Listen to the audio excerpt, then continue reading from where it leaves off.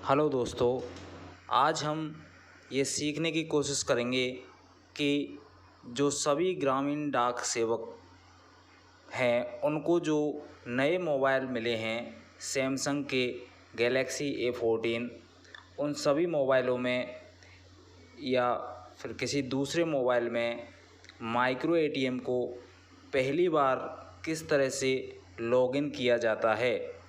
उसके लिए आपको सबसे पहले ये जो डिवाइस आपको मिली है, मोबाइल फ़ोन मिला है, इसमें जो माइक्रो एटीएम आपको दिखाई दे रहा है, इस पर आपको क्लिक करना है।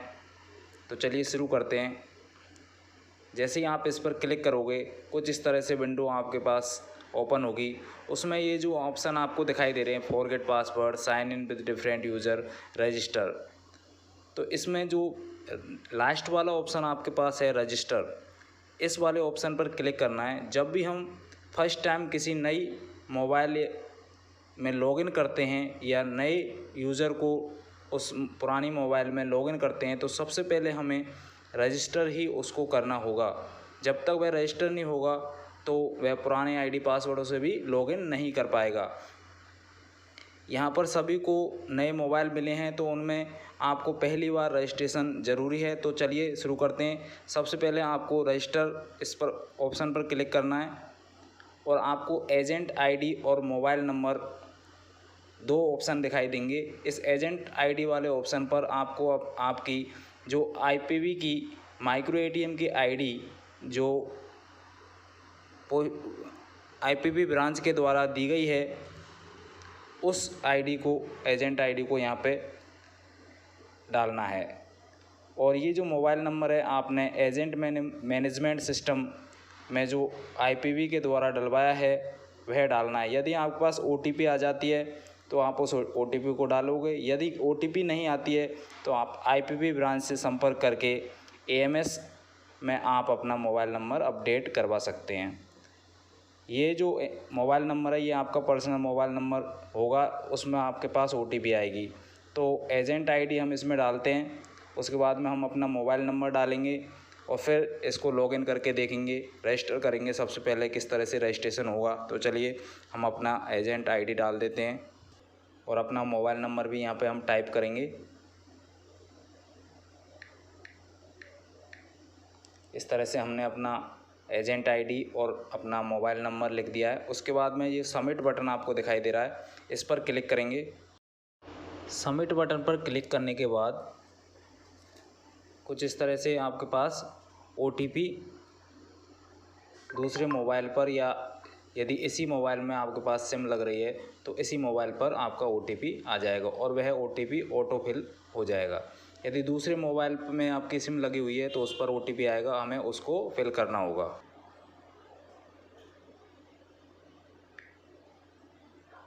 और यहाँ पर सबमिट बटन पर क्लिक करेंगे। ओटीपी फिल करने के बाद सबमिट बटन पर क्लिक करेंगे। Registration is successful, please login, इस तरह से हमें एक पॉपअप दिखाई देगा। ओके पर क्लिक करेंगे। उसके बाद हमें ये जो फॉरगेट पासवर्ड का ऑप्शन दिखाई दे रहा है इस पर क्लिक करेंगे, क्योंकि हमारे पास अभी हम फर्स्ट टाइम लॉगिन कर रहे हैं, हमारे पास पासवर्ड नहीं है, तो हमें फॉरगेट पासवर्ड वाला जो ऑप्शन दिखाई दे रहा है इस पर क्लिक करेंगे। तो चलिए फॉरगेट पासवर्ड पर क्लिक करते हैं। उसके बाद में आपको यहाँ पे यूज़र आईडी या एजेंट आईडी जो मिली हुई है आईपीवी के द्वारा, उसको यहाँ पे फिल करेंगे। फिर से हमने अपनी एजेंट आईडी यहाँ फिल कर दी है। उसके बाद में आपको जनरेट पासवर्ड पर क्लिक करना है, जनरेट पासवर्ड। उसके बाद आपके जो मोबाइल में सिम लगी हुई है उस पर एक नया पासवर्ड आएगा। इस तरह से आपको नया ओटीपी आएगा, उसके बाद पासवर्ड आएगा। यहाँ पर अभी ओटीपी आया है, ओटीपी को हम फिल करेंगे। ओटीपी फिल करने के बाद आपको यहाँ पे सबमिट बटन पर क्लिक करना है। ओटीपी फिल करने के बाद सबमिट बटन जो दिखाई दे रहा है उस पर क्लिक करना है और इस तरह से यहाँ पे लिखा हुआ आ गया system generated password is being send, और हमारे पास पासवर्ड भी आ गया है। इस पासवर्ड को हमें लगा के इसको लॉगिन करना है। हम यहाँ अपना यूज़र आईडी डालेंगे, यहाँ जो हमें पासवर्ड इस पर मिला है उसको लगा के लॉगिन करेंगे। तो चलिए लॉगिन करते हैं। यहाँ पे लिखा हुआ भी आ गया, देखो system generated password is being send your registered mobile number. आपके रजिस्टर्ड मोबाइल नंबर पर एक पासवर्ड भेजा गया, उसके साथ हमें इसको लॉगिन करना है। डिफ़ॉल्ट पासवर्ड जो मिला है हमें उससे लॉगिन करेंगे। तो चलिए उससे लॉगिन करते हैं। दोस्तों कुछ कुछ इस तरह से आपको पासवर्ड यहाँ पे दिखाई देगा। इसमें जो लास्ट में डॉट दिखाई दे रहा उस वाले डॉट को हमें फिल करते समय नहीं लगाना है। तो ये ए से हमारा स्टार्ट हो रहा है। इसके बाद में जो पासवर्ड है आपका AVE, ये जो है साइन दिखाई दे रहा है। उसके बाद S1R कैपिटल R है, उसके बाद स्मॉल n, और ये जो लास्ट में डॉट दिखाई दे रहा है ये फुल स्टॉप वाला डॉट है, इसको हमें फिल नहीं करना है। तो चलिए इस पासवर्ड को लगा के हम लॉगिन करते हैं।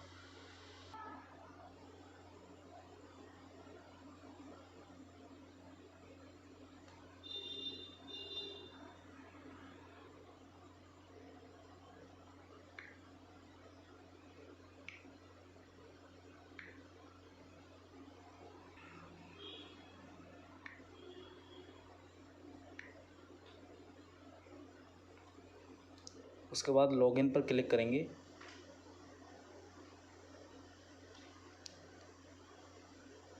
यहाँ पे इनकरेक्ट दिखा रहा है, तो फिर से हम इसको सही से फिल करेंगे। फिर से लॉगिन करेंगे। फिल करने के बाद password expire, please change your password and try again, इस तरह से ऑप्शन आएगा। इसका मतलब है हमारा जो पासवर्ड था, जो डिफ़ॉल्ट पासवर्ड आया वो एक्सपायर हो चुका है। अब हमें उसी को यहाँ पे ओल्ड पासवर्ड में लिख के हमें नए पासवर्ड बनाने होंगे।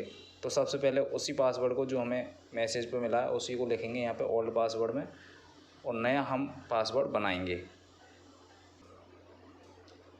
नया पासवर्ड आपको इस तरह से बनाना है कि कोई लेटर, एक लेटर आपका कैपिटल होना चाहिए, स्मॉल होना चाहिए, कुछ साइन वगैरह होना चाहिए, और उसके बाद नंबरिंग में 1 2 3 इनमें से कोई अंक होना चाहिए।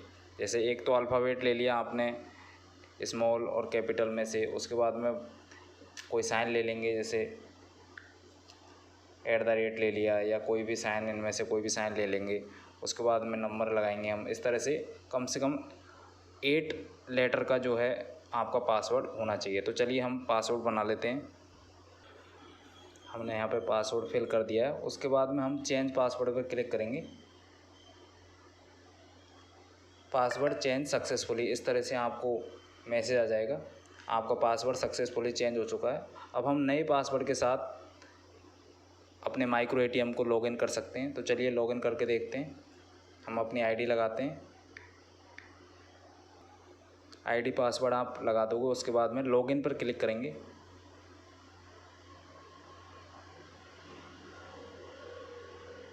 इस तरह से आप लॉगिन हो चुके हैं आपके अपने माइक्रो ATM में। आप यहाँ पर cash transaction, send money, DMT option, prepaid recharge वगैरह, APS वगैरह, इंश्योरेंस, बैलेंस इंक्वायरीज, इस तरह से सारे ऑप्शन आपको यहाँ पे दिखाई देंगे। यदि आप APS करते हो तो सबसे पहले आपको बायोमेट्रिक ऑथेंटिकेशन करना है। कम से कम दिन में एक बार ये काम APS करने से पहले आपको ज़रूर करना है। उसके बाद आप यहाँ से APS कर सकते हैं। यदि IPV का लेन देन करना है आपको तो यहाँ पे कैश ट्रांजैक्शन में जाके कर सकते हैं। नया अकाउंट ओपन करना है तो आपको यहाँ पे ओपन न्यू अकाउंट में जाके क्रिएट कर सकते हैं। Thanks for watching. Like, comment, share and subscribe the channel.